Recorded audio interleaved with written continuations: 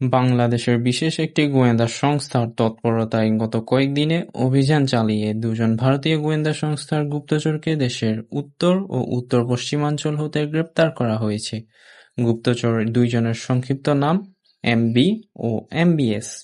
এই দুই গুপ্তচর দীর্ঘদিন যাবৎ বাংলাদেশে সক্রিয় ছিল এবং নিয়মিত বাংলাদেশের বিভিন্ন সংবেদনশীল তথ্য ও রাজনৈতিক দলের অভ্যন্তরীণ বিষয়ে খুঁটিনাটি সংগ্রহ করে নিয়মিতভাবে সেসব ভারতীয় গোয়েন্দা সংস্থা রিসার্চ অ্যান্ড অ্যানালাইসিস উইং এর কাছে সরাসরি পাঠাত।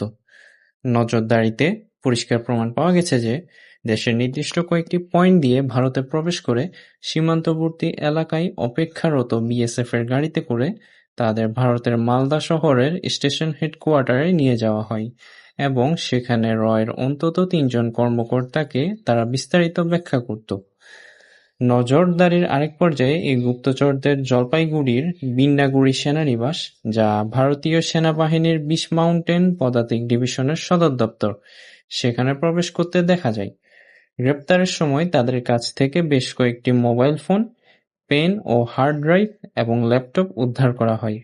প্রাথমিকভাবে পরীক্ষা করে দেশের অভ্যন্তরে বিভিন্ন গুরুত্বপূর্ণ এলাকার ম্যাপ, স্পর্শকাতর স্থাপনা সংক্রান্ত তথ্য, সাংবাদিক ও বিভিন্ন মাঠ পর্যায়ের সরকারি, বেসরকারি কর্মকর্তা এবং রাজনীতিবিদদের ওপর নজরদারি, একই সাথে নিষিদ্ধ গোষ্ঠী সংশ্লিষ্ট ব্যক্তিদের সাথে যোগাযোগ, বিতর্কিত কার্যকলাপে অর্থায়ন ও তাদের উস্কানিমূলক কর্মকাণ্ডে উদ্বুদ্ধ করার সুস্পষ্ট প্রমাণও পাওয়া গেছে এদের বিরুদ্ধে।